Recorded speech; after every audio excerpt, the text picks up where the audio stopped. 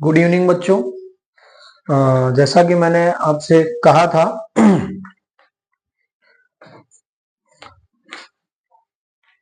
कि जब one word substitution की सीरीज खत्म हो जाएगी तो हम एडियम्स एंड फ्रेजेस या होमोफोन्स शुरू करेंगे। तो मैंने सोचा है कि इडियम्स शुरू करते हैं। इडियम्स को हिंदी में कहते हैं मुहावरा। ठीक है।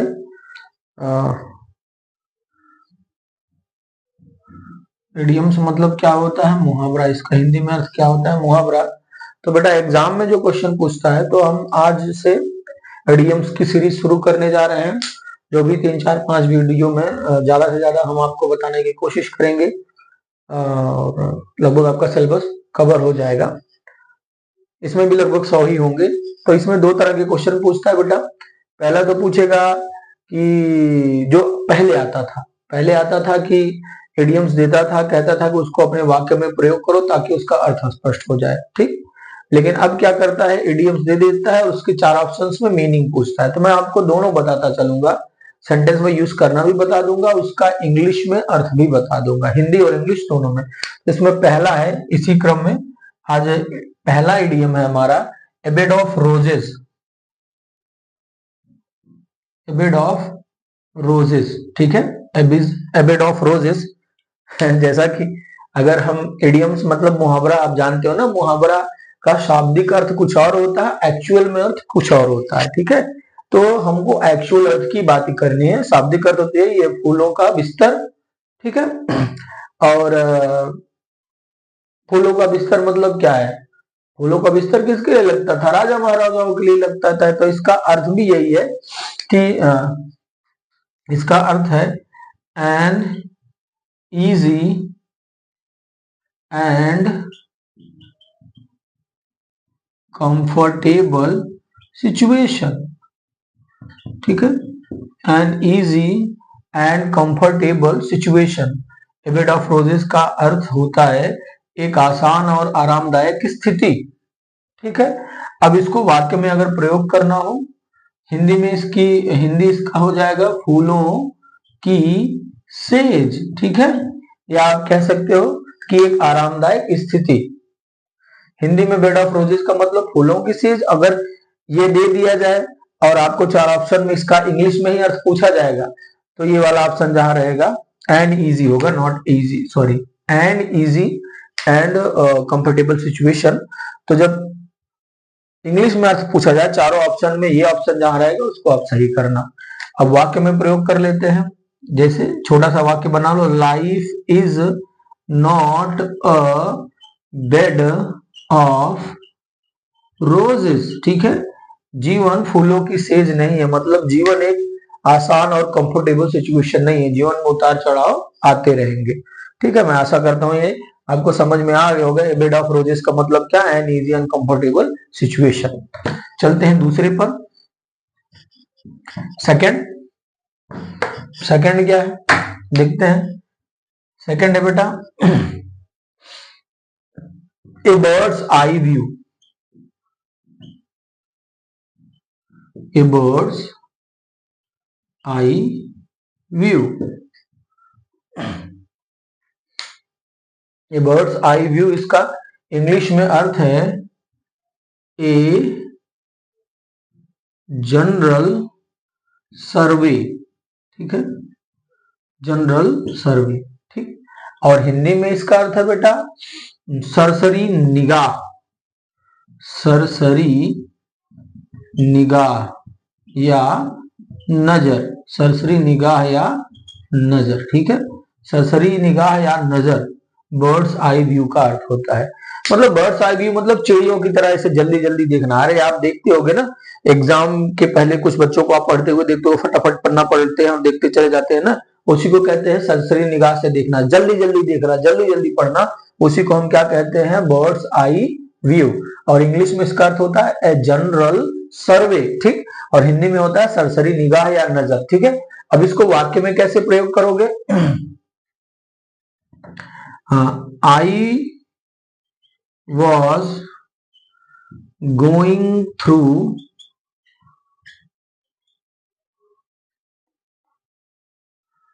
My books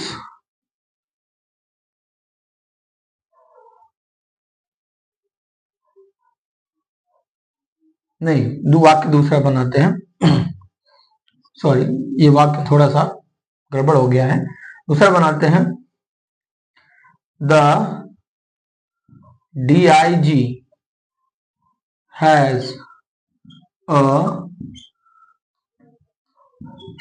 bird's eye view on the situation of city। ठीक है, डीआईजी पुलिस का बहुत बड़ा अधिकारी होता है। तो DIG has a bird's eye view, DIG ने एक सरसरी निगाह डाली है किस पर, द सिचुएशन ऑफ सिटी, मतलब शहर की स्थिति पर। चलते हैं आगे, चलते हैं, देखते हैं हमारा तीसरा क्या है। तीसरा है हमारा अबूजम फ्रेंड, बूजम फ्रेंड, सॉरी एक ओ नहीं रहेगा, ठीक है, अबूजम फ्रेंड। बूजम फ्रेंड का अर्थ होता है हिंदी में बेटा घनिष्ठ मित्र। ठीक है, आपका कोई ना कोई घनिष्ठ मित्र होगा ना, सच्चा मित्र, बहुत लगाव वाला मित्र, एकदम करीबी वाला, उसको क्या कहते हैं हम, बूजम फ्रेंड। और इंग्लिश में इसका अर्थ होता है इंटीमेट फ्रेंड। इंटीमेट फ्रेंड मतलब वही है घनिष्ठ मित्र। अब वाक्य में प्रयोग देख लो, किसी का नाम लिख लो ना, Ramesh is my bosom friend, बस ये हो गया, इतना काम करना है। एडियम्स बड़े आसान होते हैं अगर अर्थ आपको आता है। बूजम फ्रेंड मतलब घनिष्ठ मित्र, इंग्लिश में इसका अर्थ होता है इंटीमेट फ्रेंड। तो जब इंग्लिश में अर्थ ऑप्शन में पूछे तो इंटीमेट फ्रेंड लगाना, अगर वाक्य का प्रयोग करने के लिए कहे तो लिख देना Ramesh is my bosom friend. Sorry, BOSOM होता है बेटा, सॉरी, ठीक है, BOSOM, बूजम फ्रेंड। चलो देखते हैं अगला। अगला है a hard nut to crack. ठीक है, नट मतलब सुपारी, हार्ड मतलब कड़ी, क्रैक मतलब तोड़ना। ठीक है, कड़ी सुपारी को तोड़ना, जैसा कि शाब्दिक अर्थ से ही पता है, कड़ी सुपारी को तोड़ना क्या होता है, बड़ा कठिन काम होता है बेटा ना। इसका हिंदी में अर्थ ही यही है, कठिन कार्य। इसका हिंदी में अर्थ क्या है, कठिन कार्य। ठीक है, इस मुहावरे का अर्थ हिंदी में क्या है, कठिन कार्य, और इंग्लिश में इसका अर्थ है a difficult work to do, एक कठिन कार्य करना। ठीक है, अब इसको वाक्य में प्रयोग करना होगा तो कैसे करोगे, passing UPSC exam is a hard nut to crack. ठीक है, passing UPSC exam, UPSC exam को पास करना एक कठिन कार्य है। चलते हैं आगे, देखते हैं क्या है हमारा नेक्स्ट। क्या है हमारा नेक्स्ट है all and sundry. All and sundry, sorry, all and sundry. ठीक है, ऑल एंड सन ड्राई मतलब हिंदी में इसका अर्थ होता है बेटा प्रत्येक को बिना किसी भेदभाव के। ठीक है, प्रत्येक को बिना किसी भेद भाव के। ठीक है, ऑल एंड सनड्राई का मतलब हर व्यक्ति को बिना किसी भेदभाव के किसी से मिलना, ठीक है, किसी से बात करना या खाना खिलाना, बिना किसी भेदभाव की कोई काम किया जाए उसको हम क्या कहते हैं, ऑल एंड सनड्राई। इंग्लिश में इसका अर्थ होता है ऑल विदाउट डिस्टिंक्शन। ठीक है, इस डिस्टिंक्शन का मतलब क्या होता है? भेदभाव, सभी के साथ बिना किसी भेदभाव के। अब वाक्य में प्रयोग करोगे तो क्या हो जाएगा? PM Modi met all and sundry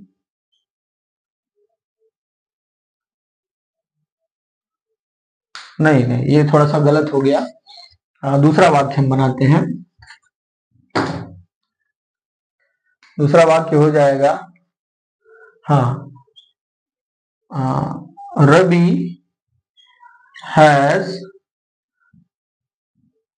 invited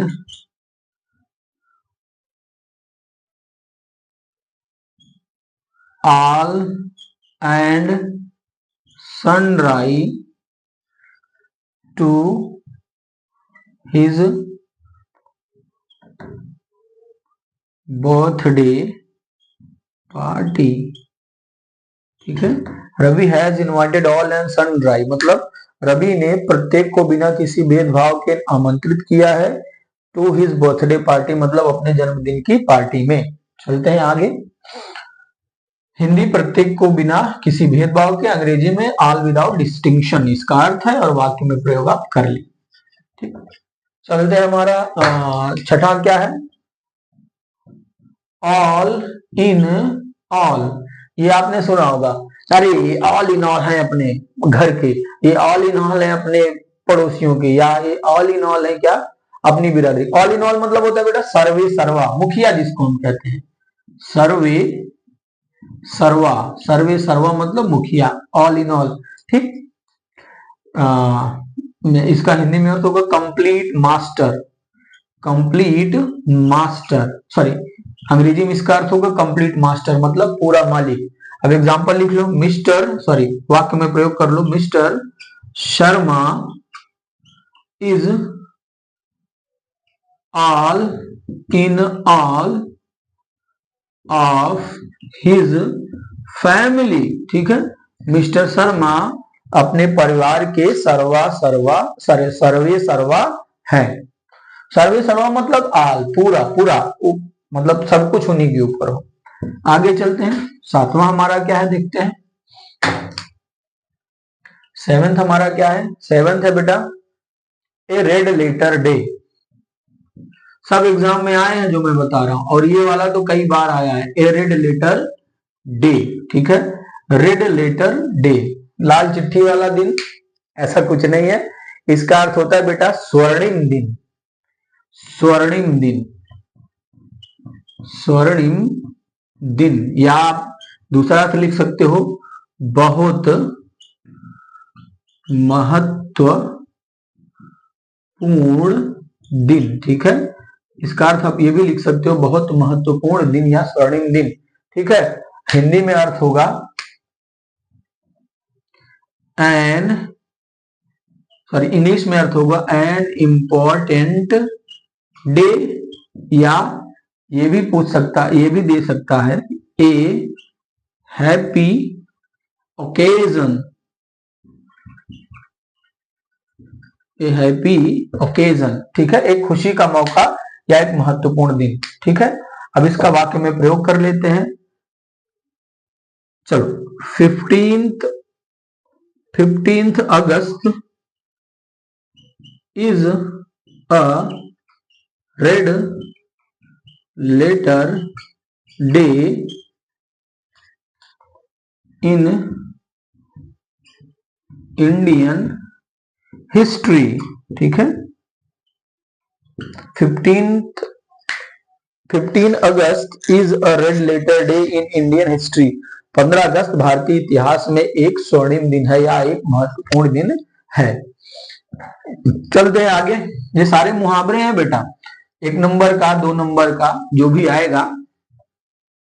हमको मेहनत बहुत करनी है, लेकिन आएगा 1-2 ही नंबर का। फिलहाल उससे हमको निराश नहीं होना है, हम आगे बढ़ते हैं।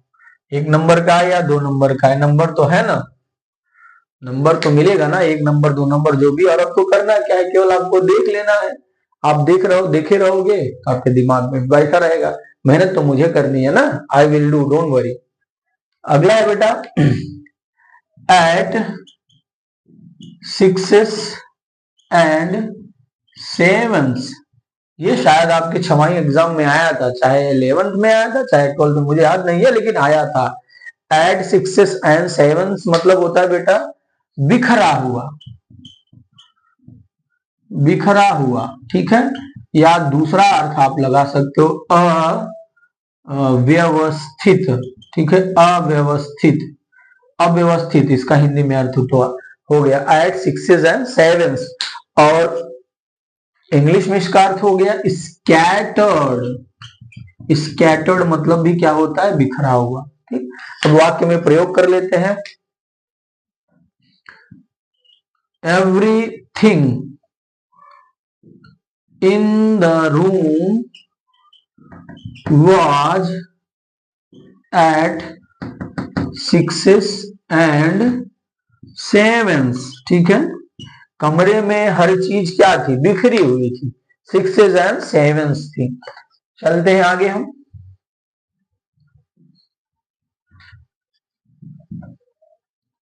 अगला है बेटा ए फूल्स पैराडाइज।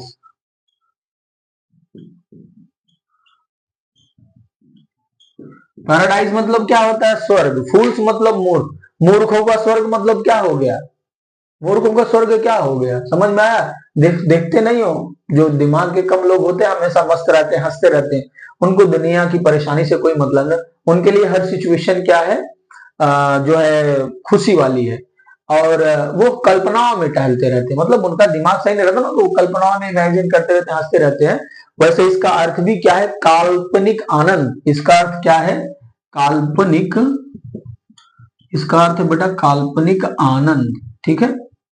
काल्पनिक आनंद मतलब एक ऐसी खुशी जो वास्तविक ना हो, ठीक। इंग्लिश में कहते हैं बेटा इमेजिनरी हैप्पीनेस। इंग्लिश में इसका अर्थ हो जाएगा इमेजिनरी हैप्पीनेस, काल्पनिक आनंद। जैसे अब वाक्य में प्रयोग कर लेते हैं, a person can not be successful who lives in a fool's paradise, ठीक है। A person can not be successful, एक आदमी सफल नहीं हो सकता, who lives in fool's paradise, जो काल्पनिक आनंद में खोया रहे। जो काल्पनिक आनंद में खोया रहेगा वो कैसे सफल होगा। अगर सफल होना है तो आपको वास्तविकता के धरातल पर उतरना पड़ेगा, आपको काम करना पड़ेगा, ठीक है। और फूल्स पैराडाइज मतलब काल्पनिक आनंद। आगे चलते हैं। अगला 10वां है हमारा, ये इंपॉर्टेंट है, ये एप्पल ऑफ one's eyes, ठीक है। Apple of one's eye, apple of one's eye मतलब किसी की आंखों का सेब होना, नहीं ऐसा कुछ नहीं बेटा। इसका अर्थ है आंखों का तारा। इस मुहावरे का अर्थ है बेटा आंखों का तारा, ठीक है, आंखों का तारा। और इंग्लिश में वेरी डियर, इसका अर्थ है इंग्लिश में वेरी डियर। वेरी डियर मतलब क्या होता है, आंखों का तारा। अब चलते हैं इसको वाक्य में प्रयोग कर लेते हैं।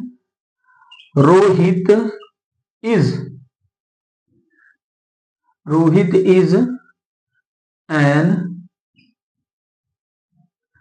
यहां एन लगा लो, an apple of one's size.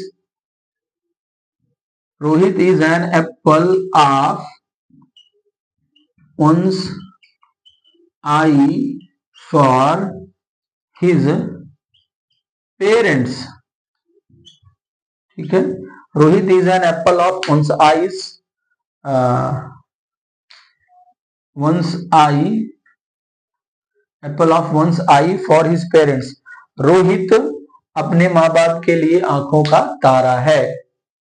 Apple of one's eyes मतलब आंखों का तारा मतलब बहुत प्यारा।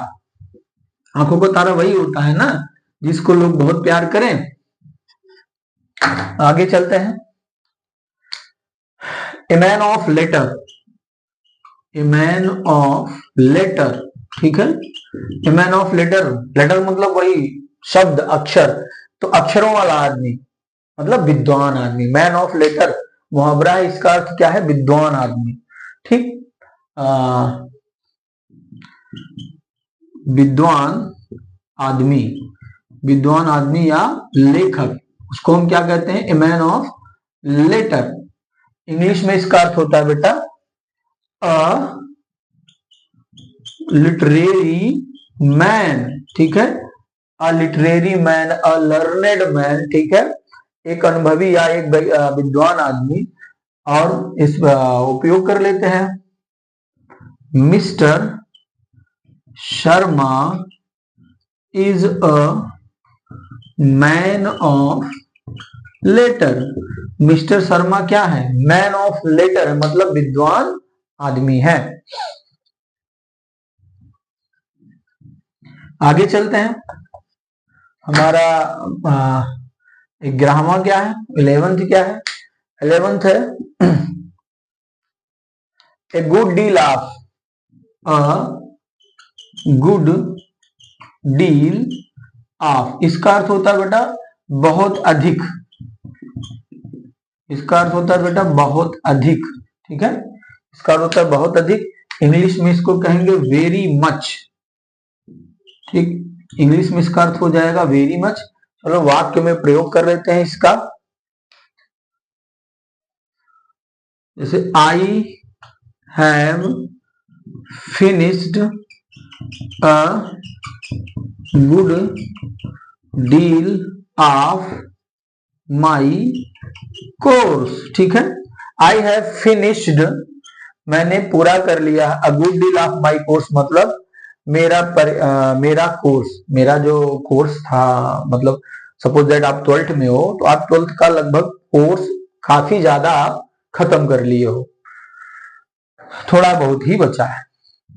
या आप दूसरा वाक्य बना सकते हो कि the help you provide is good deal for a good deal for me, जो मदद तुमने मुझे दी है वो क्या है? बहुत अच्छी है। A good deal for me. आगे चलते हैं। हमारा 13वां क्या है? एन एक्स टू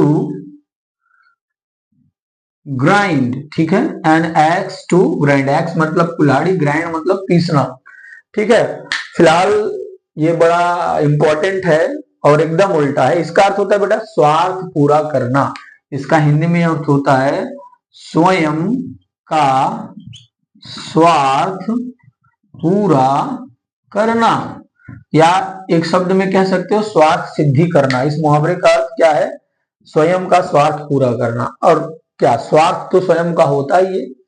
फिलहाल एन एक्स टू ग्राइंड का अर्थ हो गया स्वार्थ पूरा करना स्वयं का, और इंग्लिश में अर्थ होगा टू फुलफिल, टू फुलफिल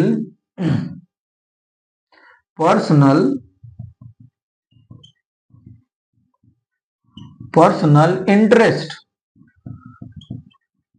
ठीक है। टू फुलफिल मतलब पूरा करना, पर्सनल इंटरेस्ट मतलब स्वयं की रुचि, रुचि मतलब वही अपना स्वार्थ पूरा करना। अब इस वाक्य में प्रयोग कर लेते हैं। He talks me politely, he talks me politely because he has an axe to grind। वह मुझसे विनम्रता से बात करता है क्योंकि उसे अपनी स्वार्थ सिद्धि करनी है। चलते हैं हम अगले पर, देखते हैं हमारा 12वां क्या है। सॉरी ये हो गया 14वां है। 14वां हमारा क्या है? 14वां भी इंपॉर्टेंट है। An apple of discord, an apple of discord, ठीक है, an apple of discord. An apple of eyes का मतलब आंखों का तारा। अब एन एप्पल इसमें भी लगा है, लेकिन आगे लग गया डिस्कॉर्ड। डिस्कॉर्ड मतलब होता है झगड़ा, तो ये क्या हो गया, झगड़े की जड़। ठीक, इसका अर्थ क्या होता है, झगड़े की जड़। ठीक है,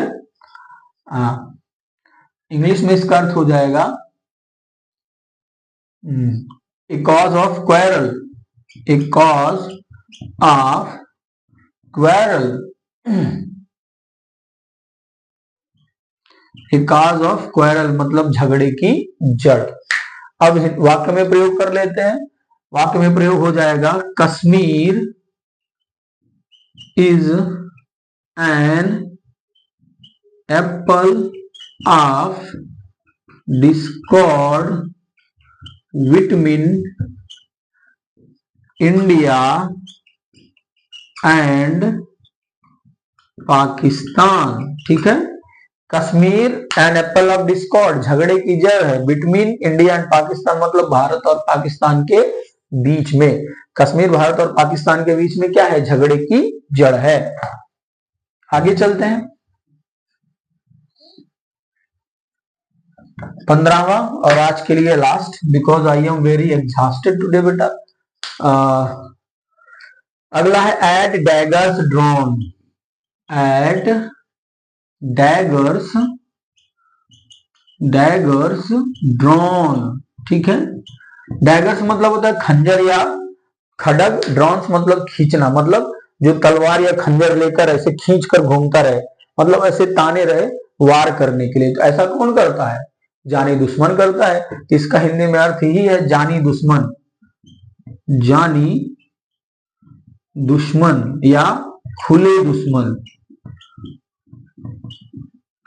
ठीक है, और इंग्लिश में अर्थ होगा बिटरली होस्टाइल, इंग्लिश में अर्थ होगा बिटरली होस्टाइल, अत्यधिक शत्रुता। ठीक है, अब वाक्य में प्रयोग कर लेते हैं।